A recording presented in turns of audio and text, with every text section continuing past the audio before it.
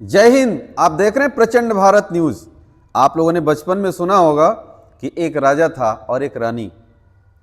रानी बहुत सुंदर थी और उस रानी को अपनी सुंदरता का बहुत नाज था। और वो रानी खड़ी हो जाया करती थी तो शीशा उसे यही जवाब दिया करता था कि आप बहुत खूबसूरत हैं। फिर रानी को नाज हुआ करता था और रानी फिर चली जाती थी, फिर दोबारा आती थी शीशे के पास, वही पूछती थी कि अब मैं कैसे लग रही हूँ। तो लगातार शीशा हमेशा उसको यही बताता था कि रानी आप बहुत खूबसूरत लग रही हैं, आपसे खूबसूरत आपके राज्य में कोई नहीं है। ऐसे ही एक सच्ची घटना, एक क्राइम स्टोरी मैं सुनाने जा रहा हूँ कि हरियाणा के पानीपत की ये घटना कि आपको भी और पूरी मानवता को शर्मसार कर देगी। आज इस घटना को देखकर सिर्फ पानीपत ही नहीं बल्कि पूरा हरियाणा शर्मसार है, सिर नीचा हो गया है सबका कि क्या एक महिला अपनी सुंदरता को बचाने के लिए अपने बेटे की हत्या कर सकती है, अपनी ननद की बेटी की हत्या कर सकती है और अपनी जेठानी की बेटी की हत्या कर सकती है। क्या ऐसा हो सकता है? अब मैं पूरी कहानी आपको सिलसिलेवार बताता हूं। दरअसल ये पूरी घटना दिल्ली के पास पानीपत, जिस पानीपत की लड़ाई से फेमस पानीपत आप सभी इतिहास में पढ़े होंगे और आज भी जानते हैं, बहुत खूबसूरत जगह है हरियाणा की, दिल्ली के नज़दीक है। 1 दिसंबर 2025 को जब पूनम के घर परिवार में उसकी ननद के यहाँ शादी थी, सब सारे परिवार आए हुए थे, सब रिश्तेदार आए हुए थे। बारात तैयार होती है, सजती है और दिन में लगभग 1 बजे के आसपास, क्योंकि बारात दूर जानी थी और बारात चली जाती है। बारात जाने के बाद एक महिला अपने पति को फ़ोन लगाकर कहती है कि मेरी बेटी विधि नहीं मिल रही है। अब 1 घंटे हो गए खोजते, 2 घंटे हो गए, 3 घंटे हो गए। अच्छा, अभी तक तो विधि की माँ खोज रही थी। अब उसके बाद जो भी आता, विधि के पिता आ गए, विधि के दादा आ गए। विधि के दादा हरियाणा पुलिस में सब इंस्पेक्टर थे, वो खुद आए भागे भागे और खोजने लगे। अब कहीं विधि मिल नहीं रही है चारों तरफ। हुआ ये कि ये बात जो है हरियाणा पुलिस तक पहुंचती है, पानीपत पुलिस जब आती है तो चारों तरफ खोजा जाता है, छानबीन होती है, लेकिन विधि तब भी नहीं मिलती है। उसके बाद वहीं किनारे में एक कमरा था, जिस कमरे की कुंडी बाहर से बंद थी। ऐसा लगा कि इसमें कोई नहीं होगा, लेकिन जैसे ही उस कमरे में पुलिस एंट्री करती है, लोग एंट्री करते हैं, लोगों की चीख निकल जाती है और लोग अपने आप को रोने गाने चिल्लाने से रोक नहीं पाते हैं। लोगों की चीखें निकलने लगती हैं कि ये कैसे हो सकता है। एक छोटे से टब में बेटी, उस बच्ची विधि का सिर डूबा हुआ है और उसकी मौत हो चुकी है। आनंद फानन में उसको हॉस्पिटल ले जाते हैं, लेकिन उसका कोई मतलब नहीं, उसकी मौत हो गई होती है वहीं।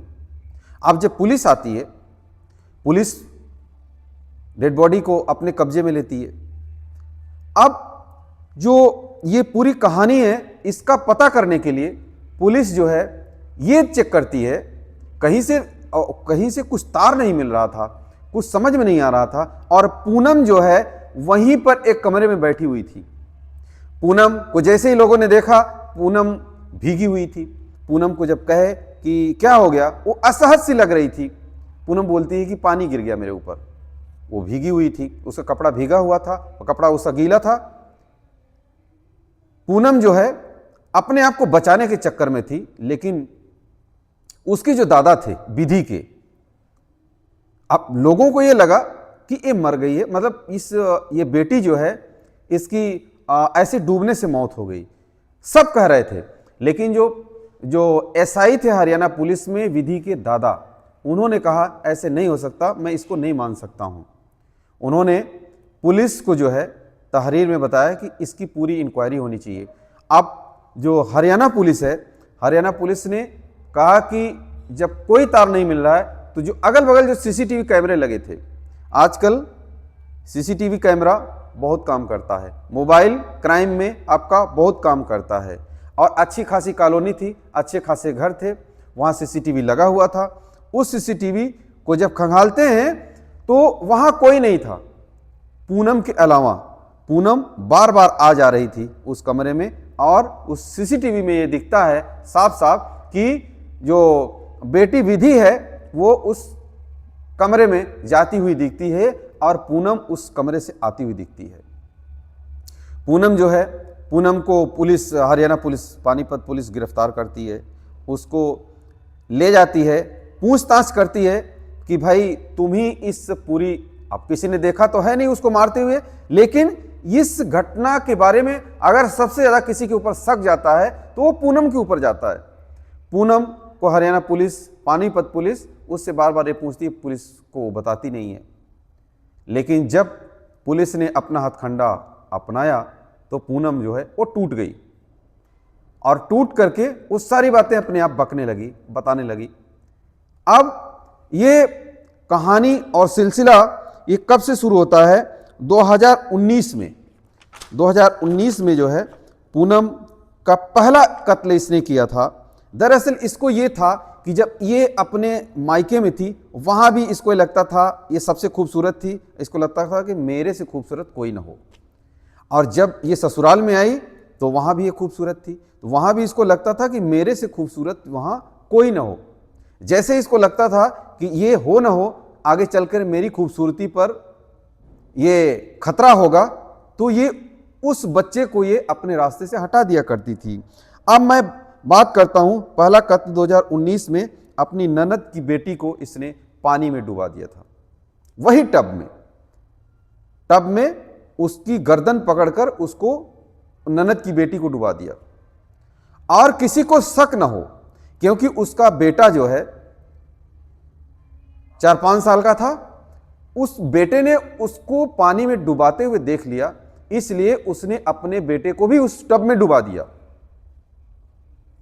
अब जब बेटा भी मर गया और वो बच्ची भी मर गई उसकी ननद की।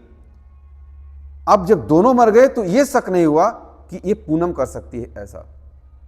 अब ये सारी कहानी वहां खत्म हुई, वो दोनों बेटी बेटा एक वो हो गए।